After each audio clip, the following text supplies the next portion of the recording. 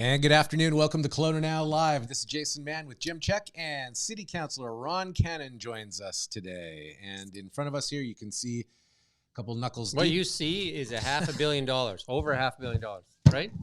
Over $500 million. If you have never seen $500 million, it's right here, right there. About 185 million or so. Plus, that's just for the this portion of the operation. $500 million. There you go. The financial plan, so 2024 for the This is city. the budget for 2024. Correct. The city staff asked for 4.76, right? And you guys ended up at 4.75. Ground them down 6 hours, right? Ground them down. New pencil sharpener out there.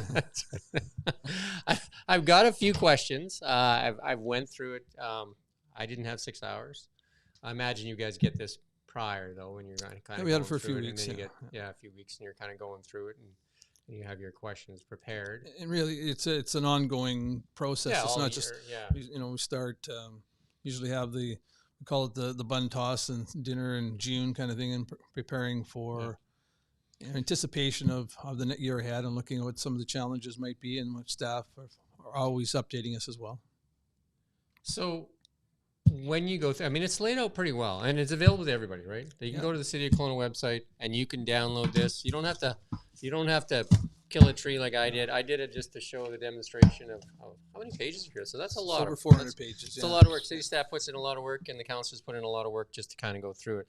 And it's laid out pretty self-explanatory. It's not that tough to kind of go through it. I do have some questions. It's the first year of the service-based budget too, which is a little different than previous years. And What about it's different? How would you describe it? Well, it's in terms of its layout. It is user-friendly in that respect, and just explanation of from a councilor's perspective, we could determine if you want to turn up the dial or turn down the dial, the service level, and you see the prioritize things, right? Yeah, what the impacts is on taxes. On council, Luke Stack, who's from previous council, Mohini Singh from previous council, the new mayor, Tom Dias, and then Maxine DeHart from the previous council, and Charlie Hodge, previous council, right? And then the new additions. And Loyal Woodridge. Loyal Woodridge, exactly. So the new additions, yourself, include with Tom, and Gord Lovegrove and Rick Weber. Correct. And there's a picture. You can get that when you get the budget. When you get your own copy, you get that, and you can cut that out, and you can frame that, right? Use my picture as Put a it up dartboard. on the Or if you're upset, you can use it as a dartboard. Yeah, it's my picture. Yeah, just color in there. And then there's a really good pictograph or graph here of what we have: 148,340 residents. That actually, they gave us the number yesterday. It was 157,000. 157,000. There you go. I think that was maybe a couple this of years was when ago. this is the 2021 staff report, right? So there you go. So there you go. So you can get that really nice image. 157,000 and what? It's right about 157,000 right now, and growing at about 2.1%. And that's in the city of Kelowna, though, right? So if we do central Okanagan, which is Peachland, basically to Lake Country, what is that? Like, I don't know what the current stat is. It's 250 plus. Yeah, that's a lot of people, and that's the catchment that kind of like utilizes the hospital too, right? That catchment. Actually, the interior health catch region for IHA is much bigger. Goes up to the Kootenays. Right, but I'm just saying, I guess they do rely on this hospital for some of the services that Kamloops doesn't have, and Penticton and Vernon and Jubilee. Thompson, Okanagan. Yeah.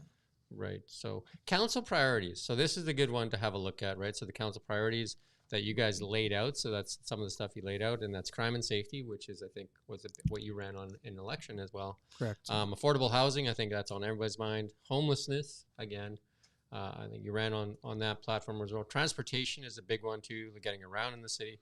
Agriculture and climate and the environment. Those are the 6 guiding principles, basically the council priorities, which help staff prioritize and focus on the budget where we can achieve our goals. That's ultimately the exercise that was put forward to staff, and I think they did worked hard in trying to help us achieve those goals as well.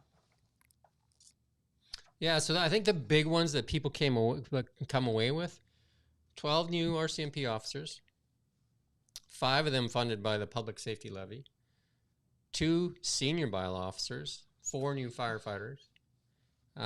Additional investments include enhancements in bike valet and theft prevention, expanded coverage for Orchard Park Mall, exchange security, initiating the neighborhood association pilot program. Yeah, a couple of late-breaking items at the end of council. There was a couple of additional RCMP officers we were able to work into the budget, so We're going to have 16 RCMP officers and 6 firefighters and 6 bylaw officers. So an RCMP officer costs $214,000 a year, right? Everything. But he doesn't get, or he or she doesn't get that. That's for their equipment and car and everything else, training and all exactly. Kind of benefits. And those are expected. Those members are expected to be in Kelowna probably by the Q3, third part of the near the end. So October to December. How is I don't know.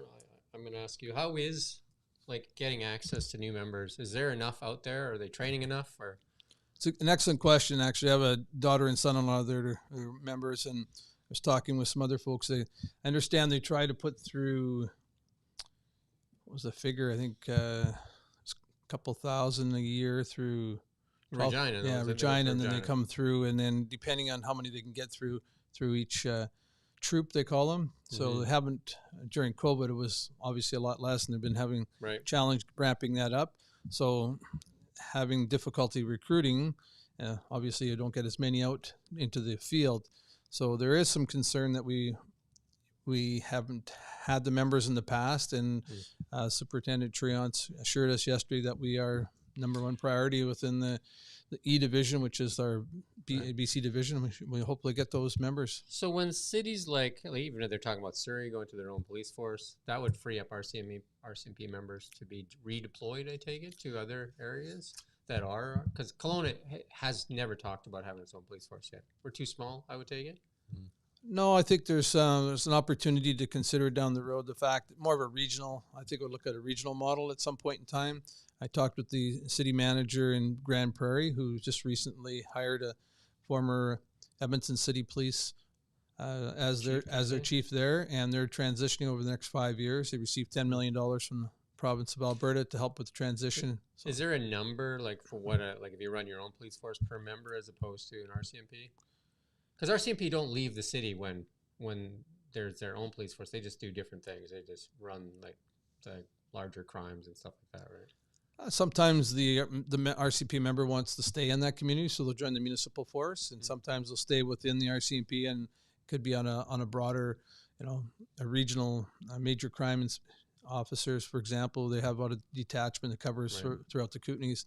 And as far as looking at, members here and a regional police force, I think at some point in time there could be that conversation to be had. And then, it's a matter of, they said, critical mass. I used to be, back in 2003, I was the chair of the Justice Protective Service Committee for UBCM, which is a provincial authority. And at that time wasn't even close. It was cheaper to have the RCMP versus municipality. But as, like I said, we're approaching, 250,000 mark for the region. Some economics and some logic and common sense might prevail, because RCMP generally have known to be an excellent police force for rural areas, but for some of the municipal or larger urban communities, had some challenges. And if we had our own police force, we'd have cooler cars. Well, I guess it depends which city you're from, sure. I guess. For Calgary, we'd have Teslas, right? Yeah. Well, welcome. Here's Jim Check, our new chief of vehicular movement. Chief of vehicles. That's right. And then a focus on climate change, and I would suspect a lot of that has to do with wildfire and flood mitigation. Absolutely, yeah. Mill Creek. So that when we talk climate change for the city, that would be wildfire mitigation and flood.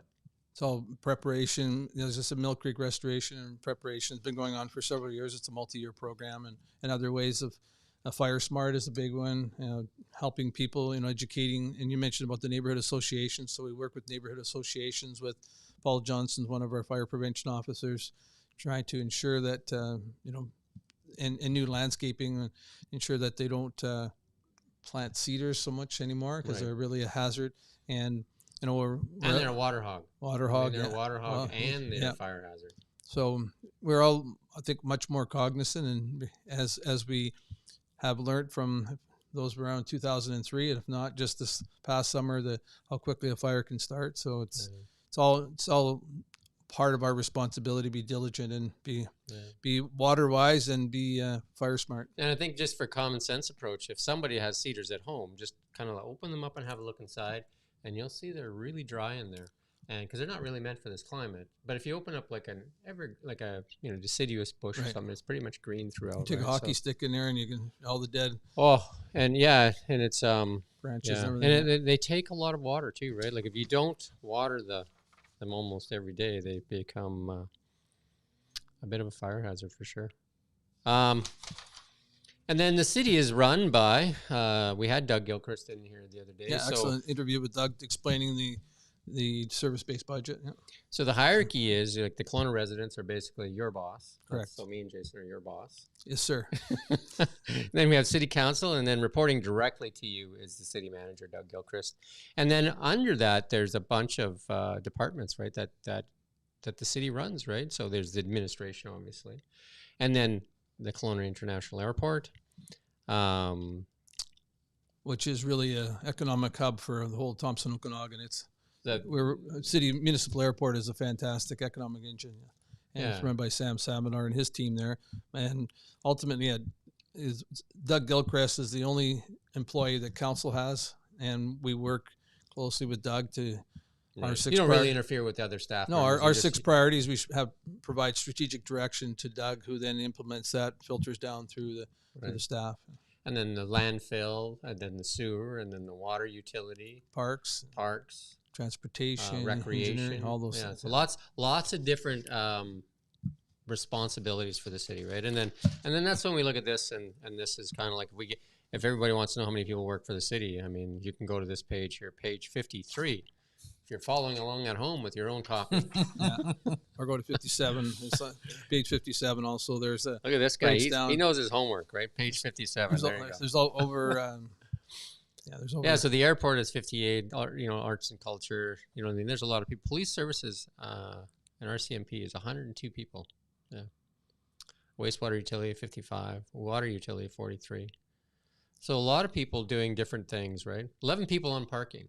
They do a tremendous job of giving out tickets with just 11 people. Self-sufficient, aren't Like, they? Yeah. really good. Great job. They're the best. I'd say that was one of the most efficient services in the There you city. go. Like you parked for like 5 minutes, you guarantee you're getting a ticket, right? It's self-sustaining. It is. Right. It's like a revenue generator. You got the crack squad definitely works for the parking. Actually, you can division, park downtown free on Saturday. Shop right? On local. Saturday, there you go. Park Good for plug, free. good plug. That is, yeah. Park for free and Sunday, no? Yeah, of course the weekends, yes, and Yeah, parkades. Sunday. And, Sunday and then parkades. But trying to get parking downtown, if you work downtown, there's waiting lists, right? Like if you're for the big Chapman Parkade and the other one. I think there's some. I don't know about the parkades, but I know that there's some spots you can, private. You can buy monthly passes for. When we shout out to Gord Lovegrove, we get that bullet train going, then we can have some off-city parking, right? All right. So again, the airport is a big one for the city of Kelowna. It actually really helps in a lot of the things that we do here, and we're projecting over 2 million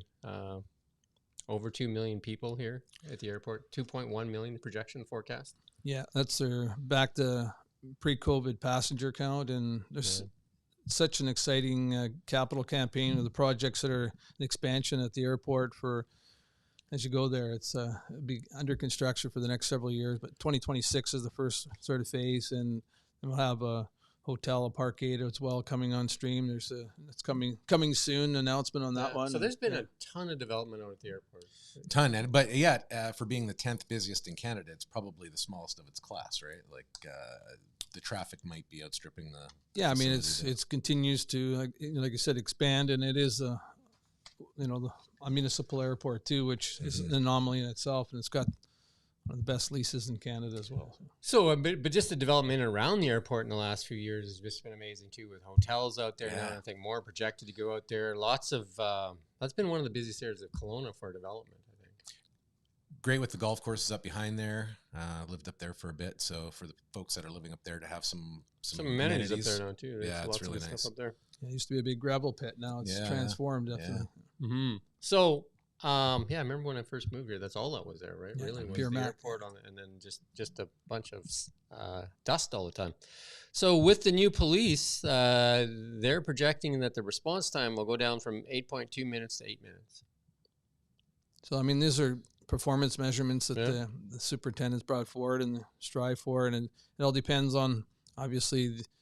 Sometimes it's a little quicker. So then the level 3 priorities will go from 65 minutes supposedly down to 6 days. No, I'm kidding. Yeah. It's like, 60 minutes. So it'll be like a 6 minutes faster for them. Level 3 priority would be usually a property. I think the big thing like about that, the policing initiative that's exciting is the fact that there's going to be, we're looking for more enforcement in the Rutland area specifically. They've had some real challenges, and with the additional officers, so they can have both community safety unit and hopefully some foot patrol both in downtown and Rutland.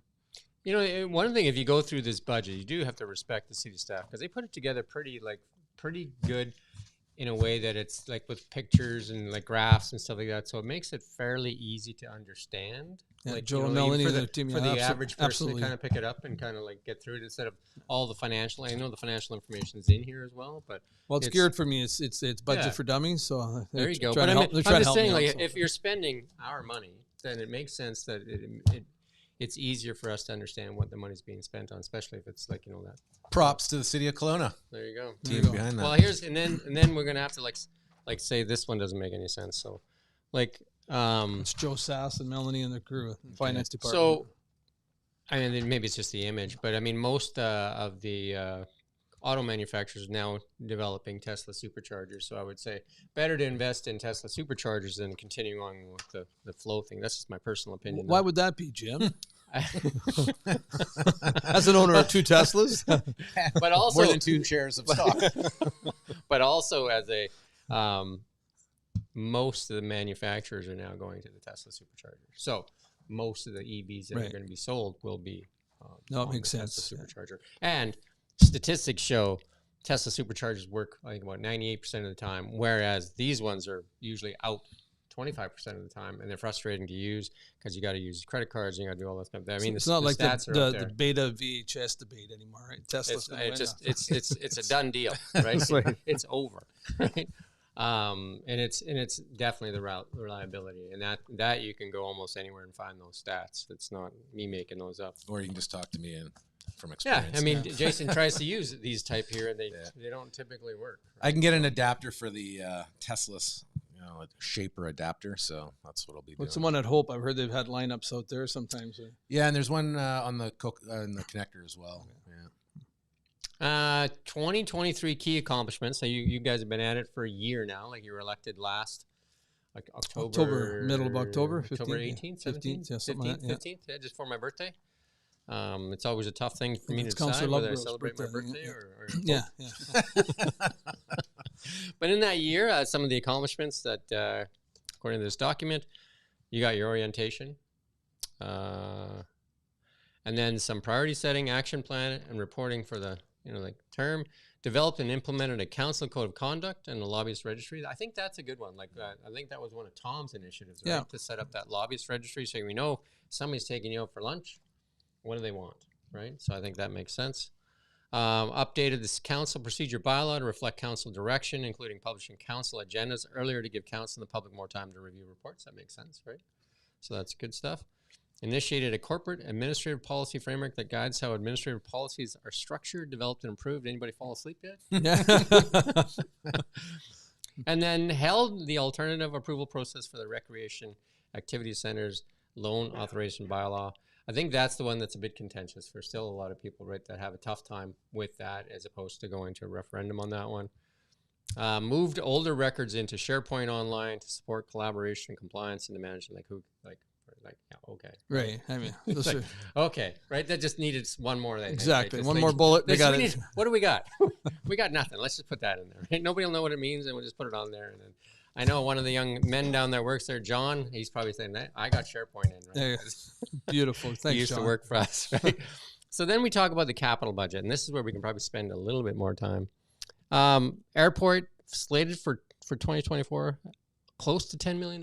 Yeah, what's that going to get spent on? Like I said, the expansion of the both the security gates, and you'll have separate more space in the waiting area. Right now, it's pretty jammed in there. Yeah, it's really jammed in there. Additional gates and expansion to the I guess to the west is, and then to the airport runway is definitely maxed out as far as the runway So we have more room as far as terminal. So it's just a terminal, airport itself, the runway itself. There might be some small apron movement, but it's mostly off ramp and terminal expansion. And we'll never really get a second runway because there's really no space for it, is there? I don't believe so. No, I mean, as far as we have enough, and the topography has been challenging for some aircraft, but Sam and his team have come up with a new landing system that can different approach. So hopefully this winter we'll have much fewer canceled flights due to fog and flying weather. Teslas, maybe. There you go. Well, the Jetsons, here we come. Yeah. I think McDonald's is opening up Cosmex, and that's got that George Jetson symbol there. So maybe they've got something on the go. Things you didn't know, eh? Parks. Almost $28 million. What's most of that going to get spent on? And that's $92 million over the next 5 years too. Yeah, always building more parks, and Burns Avenue off of by Mill Creek. Been working on that one. Will be under construction for a couple of years. The paddle club, by the new park. I was just off of Pandozzi, working with the paddle club to expand that, and have to put some washrooms in there in the future as well. And there's some other exciting parks to be announced very soon too. Any hints there? It'll be. I think it'll be a surprise. I think it's one of the best ones, and kept secret for a while, and it'll be I think another legacy for this council for future years. I mean, I think that some great things have happened. Like H2O Center is a great facility in this city. A big one again, solid waste, and that would be the landfill. I take it, right? Right. And solid waste, $12 million this year, another basically $12 million next year, and then over the next 5 years, $32 million in solid waste. Well, it's both there's solid waste, is the solid waste, and there's a landfill. There's two different ones. So they're both solid though. Yeah. And the fact that with the landfill, there were some issues with regard to from the fire, so they had to do some repair work there and trying to apply to the province for funding on that. But it was one day that'll be the biggest mountain here, right? And then a big development up there, right? Michael J. here, broadcasting live from the landfill. And the snowmakers. That's right. And then they'll do the Exorcist movie after that. There you go. And then, of course, lots of money in transportation too. $20 million, $75 million in transportation.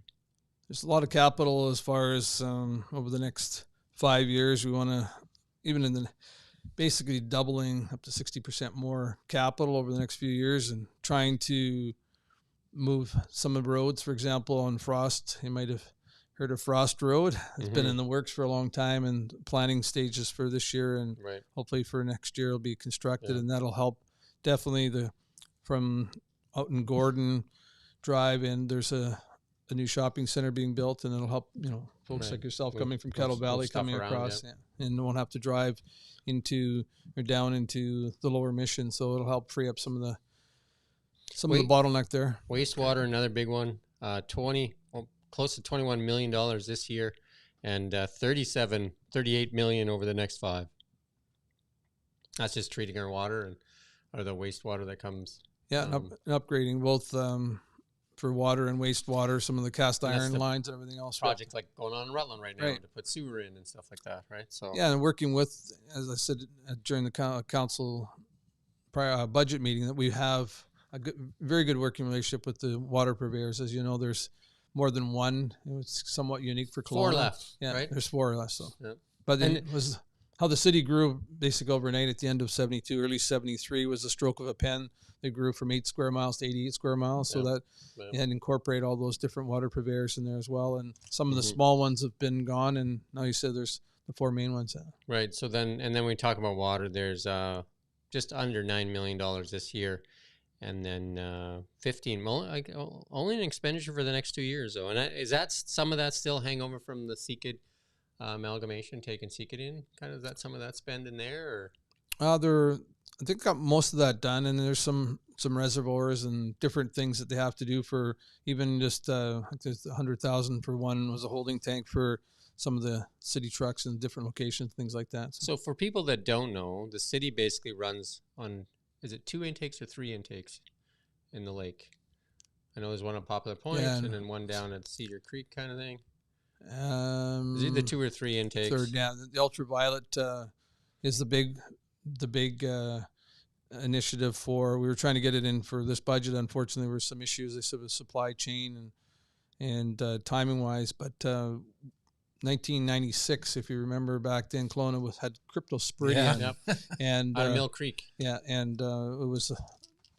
I was on council then, and a couple of years later, the engineer said, "We'll write us a check for $44 million, or something like that. We'll fix it." And my colleague, Councillor Day, was the chair, and he's actually still chair of the BMID, Black Mountain Irrigation District, and great wise man. And he said, "No, let's take a look, approach this from a different perspective." And they got the University of Alberta, and they had ultraviolet, so UV, technology solution. Sure. UV. I mean, it's basically the treatment is UV and chlorination. Flocculation and coagulation up there, and but not. I know. I mean, most people don't realize that most of the water for the city utility comes out of the lake. Yeah. For Rutland, it comes out of deep wells. For Black Mountain, it comes up in upland storage. And then for Seekid now is a combination of upland storage and city water. Right. And about a third They're of our twinning that system. Third of and Glenmore is lake and wells. Right. I'm going to say a third of the water supply comes from Mission Creek as well, from up in Greystokes on down, and then the old Hiram Walker intake for Lake Country helps both the north end of Kelowna and Lake Country. And most people don't realize too that the whole lake system that runs through the Okanagan is a river system, really, right? Starting at Cal and working its way down all the way down to Soyuz Lake, that then eventually flows into the Columbia River. A tributary moves all the way down, and it's quite interesting. And then that's the Columbia Treaty Agreement, which is a whole other discussion. And we talk with, I don't remember the guy's name right now, the guy that runs the dams, because we don't have to give them water, but we do. No, it used to be Brian Simons. Used to. There's a new guy now. No, Brian Simons did the snowpack stuff, I think. But there's a guy that we talk to all the time that runs the dams in Penticton. And that guy. That guy. Yeah. I can't remember his name off the top of my head. I wish Josh was here right now. But there you go. That's a lot of money.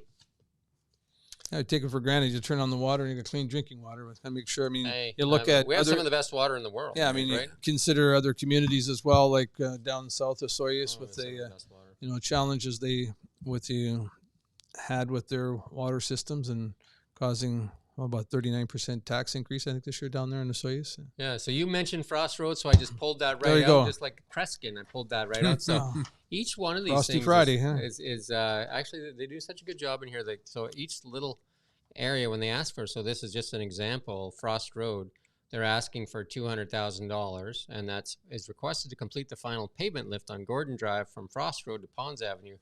When Gordon Drive was originally constructed, the top layer of pavement was deferred to reduce the impact of utility cuts and road tie-ins. With the opening of the south perimeter way, the top lift of asphalt is now required to support arterial traffic. So you can kind of see, and then all these numbers flow up, and they become part of the larger budget, right? That's their business case. So you have to build a business case for each. For everything. And every time you want to hire another employee, you got to do the same thing, yeah. Right? And so I just highlighted that one. It's kind of amazing. It pulled up Frost Road there, right? Yeah, I just slid that little tab there underneath prophetic there. Yeah. Another example is the KLO Bridge over Mission Creek is at the end of its service life. Project will replace the existing bridge to accommodate the Mission Creek Greenway under the west abutment.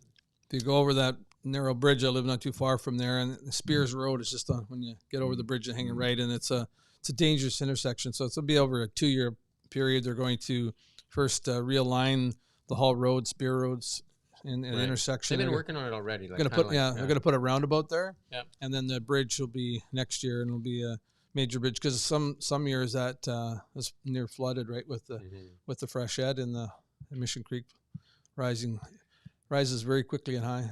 Do you have a sense of how many bridges we have in the city that are maybe in need of some repair, or is there an accounting of that? Or? No, I know they have ongoing maintenance for bridge repair, but Lakeshore Bridge was done a few years ago. And well, if you can remember the one on Gordon, though, that was like, from what it was to what it is now, it's completely different, right? You know, the only one that I was wondering about is like why that curve, like you come up and it just kind of has that curve, right? And sadly, there was like 3 young people that KSS students, a fatality, car accident there, a couple of years ago, is a year and a half, something like that, I drive to work early in the morning, and I still have it. Like, you know, when you drive by there, it still bothers you. Yeah, I was thinking of them when just with the volleyball students from KSS too, right? And thinking how that's young life. Yeah, so it's just troubling, right? So slow down and enjoy the season. And so I had a question on this one. In BC.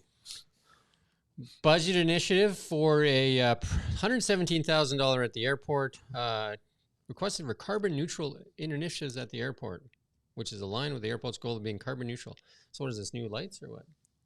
Well, their goal is for $117,000 at the airport. You're not getting a lot. No, there's well, it'll explain what it is as far as it says HID to LED lighting. Yeah, so that'll be probably new light bulbs, I guess, and $117,000 for light bulbs.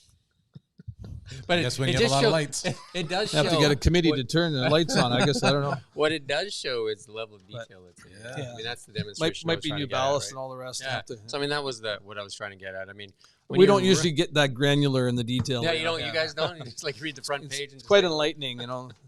It is Hanukkah. We'll let our light shine. Well, let's see if Jason can guess some of these here. Let's do it. The top 10 corporate taxpayers in Kelowna. See if you can get one or two of them. Oh, then we'll see if Ron can get a couple. I'm sure Ron's got them all, but no, I don't. I just Sunripe. Sunripe would not be on the list. Yeah. It doesn't. You got to think about land, right? It's not about business size or volume. It's about land base, right? Stober Construction. There you go. You're sitting in one of them. Yeah, right here in Landmark. Yeah. That's right. But he owns a lot more than this. So Stober Construction is the Landmark Towers, and then I think that mall in Rutland. And okay, so Argus. Argus, RG Property. No, I don't see Argus on the list. No, but Argus I think is a leasing company. Yeah. Callahan's not on the list. RG Property. RG Property. That's Graham Lee, who's got Capri Mall and Capri Mall, and then that tower beside the Ella Park. arena. Ella Park. I think he's got quite a few other properties in town though too. Got the land in front of Prospera as well. Of course, Orchard Park Shopping Center is a large one, right? DHL number 48 Holdings. That's the hotel and convention center. So would that be the Grand kind of thing? Or DHL convention. I mean hotel and convention. I would say that's the Grand probably, right? Aqua Resort. So that would be Mission Group. The Mission Group, right? Because I mean that's going to be huge, that property, right? So there you go. Dilworth Shopping Center, which is actually going through a transformation as well, where Yisk was and all the that's all being removed and Callahan was on the list in 2022 in the top 10. Okay, there you go. And Jabs Construction was on there as well, right? So there you go. But our largest private employer is KF Aerospace.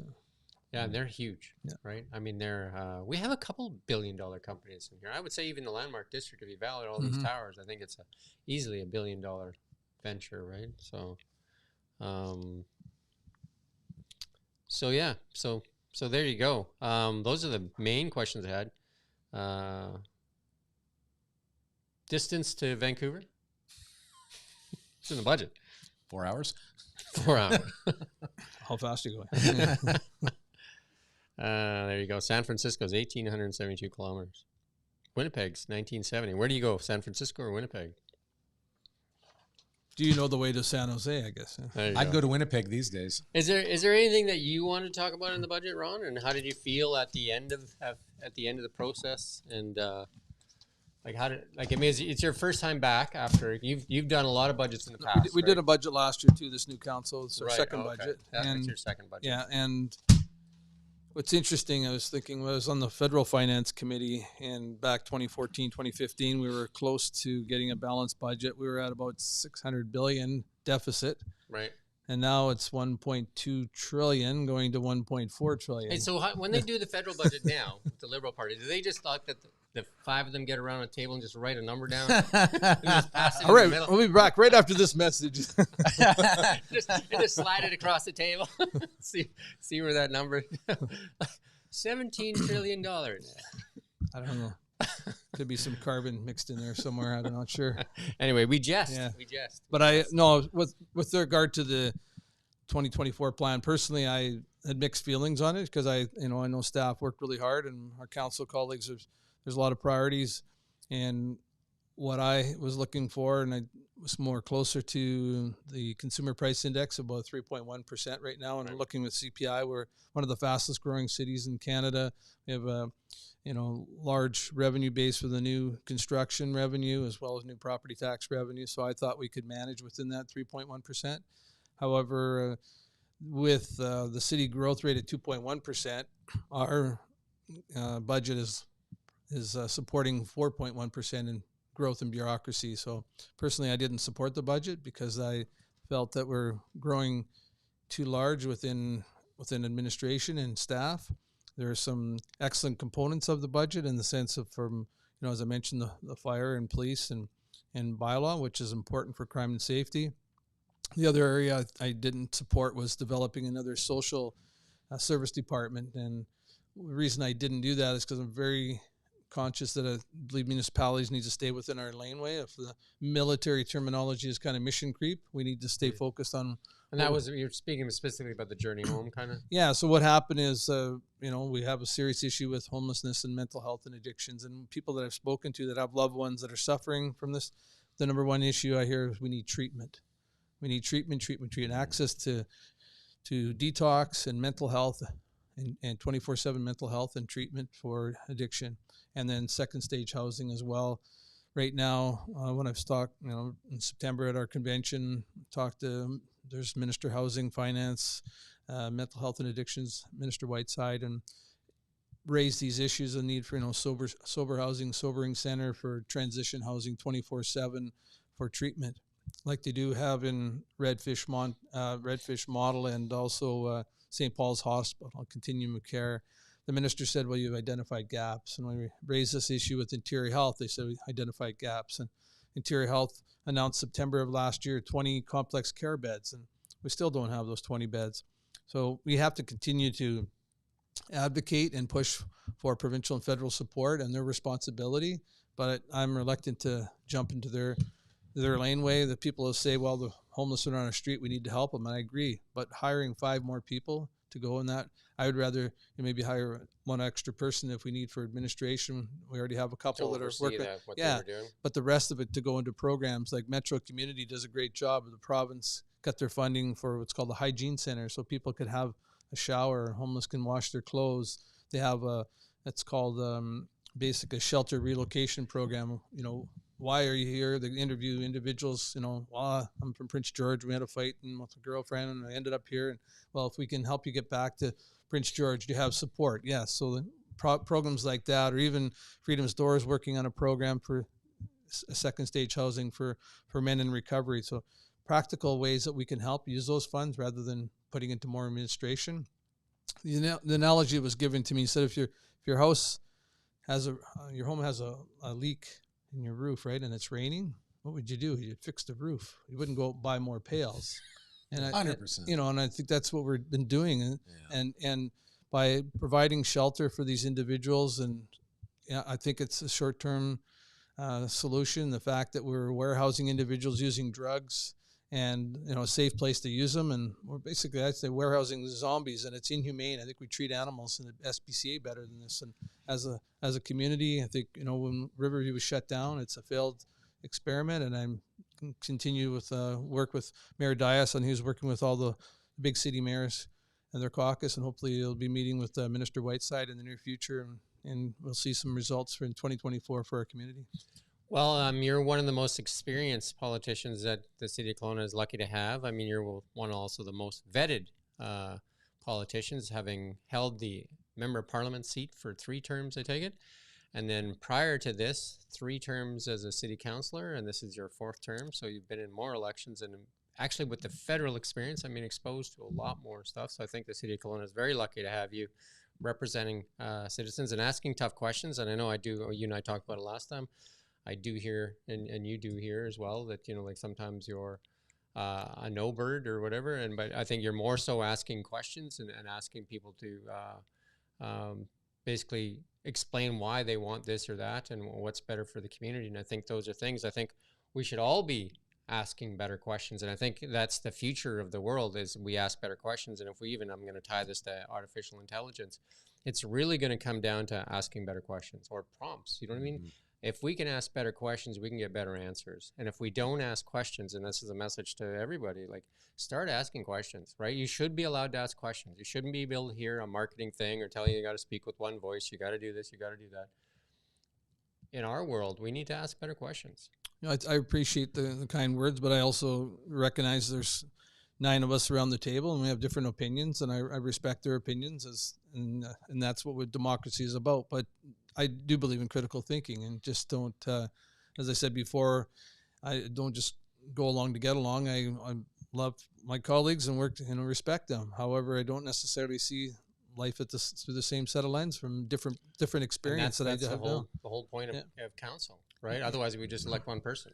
And I think with the new legislation provincially, though, with the land use, it's going to change things as well. We're going to have an official community plan, which will be updated every 5 years, and that's going to be the only public hearing in most cases, and that'll change how I think applications come through council. I said maybe eventually we'll just have a council, a bunch of bots there, and people can, they can. Well, how are you going to vote on this, right? True democracy would be you wake up in the morning, you pick up your phone, and you look at the issues, and you put your vote in. There you go. Right, and then you have ambassadors that kind of represent the city, but instead of I'd say that's half good, half bad. But I think sometimes politicians become celebrities in their own mind, kind of thing. Like I think we've seen this, and I was lucky enough to sit down with Jean Chrétien when he was here, when he spoke at Level Up. Yeah, and he's one of my favorite politicians, and he said he used to let his ministers speak.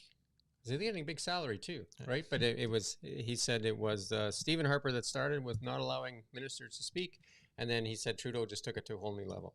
And it's sad because all those minds, they're not allowed to speak. And I think that's how we get ourselves in trouble. We see that in provincial politics now too, right? Well, actually, I was there for almost 10 years with Stephen Harper, and I know he let his ministers speak lots. And I was there when Jean Chrétien was here, and I talked to him too. So there's different ways it's no different than an organization. You have different ways of managing the message. I've read both books, Chrétien's book and Stephen Harper's book, and I can tell you, I have a lot more respect for Stephen Harper after reading that book. He's a very intelligent economist, right? Like, he's very, very smart guy. One of the most strategic thinkers I've ever met. Definitely, we're all imperfect, and he knew at the time it was, he did the right thing, and I'm sure he would be the first one to admit he's not perfect either. Because I was not a fan of Mr. Harper. I was more of a Jean Chrétien fan, but now I'm definitely not a fan of what's there. Well, no, I mean, we all have an expiry date too, right? However, I'm honored to serve at this time, and I respect and I appreciate my colleagues, as well as I thank the public for putting the trust in me. And I really love our city and strive hard, just like my colleagues, and trying to move the dial. And I think we all have the same goal, and it's just like, how do you get to that destination? It might be one more than I think one pathway. What you do is you really show the care for the people in the community, and I think that I have to commend you for sure, because I've known you for quite a while, and every time I speak to you, I can see that care for the community come through. And then, I mean, we're very proud of this community. If we look out the window here, I mean, it's hard not to be, right? And I think if you have something to say, just say it in a constructive manner, and I think we'll all be better off. Yeah, and I mean, people that are on the streets, I've said before, I've lost a couple of brothers at different situations from mental health and drug addictions, and some of these people on the street, they're family members, and unfortunately, I mean, I've been down there. I talked to one lady not too long ago. She's living in her car. Her and her husband has cancer. She makes just under $2,000 a month. She can't make more than that. Otherwise, she doesn't get health care for him. She hadn't had a shower for weeks because Parkinson Rec Center's closed right now, and got to get her someplace else. The hygiene center funding was cut back. So yeah, everybody's got a story, and they're not. I mean, you've been touched by so many of the different problems that we're kind of encountering here, drug addiction.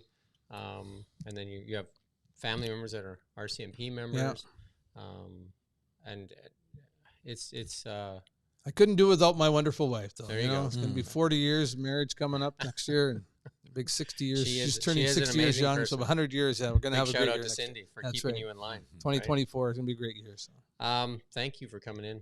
Thank you so much for the opportunity. Before we let you go, I see the sun is now starting to slip below the mountainside there, and you wanted to get a message out about being seen.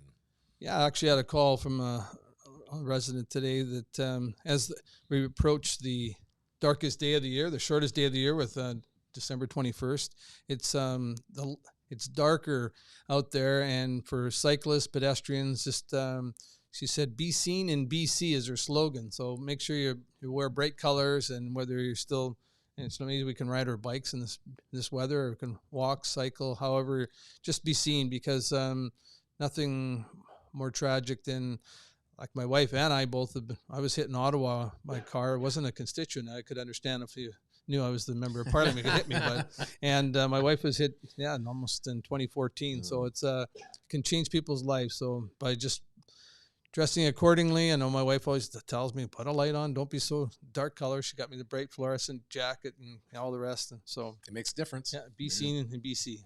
There you Might go. not be the most fashionable, but Thank you. Best of the season. Merry Christmas, Happy Hanukkah, and all the rest to everybody. indeed, likewise. We'll see you at 4 p.m. for the news.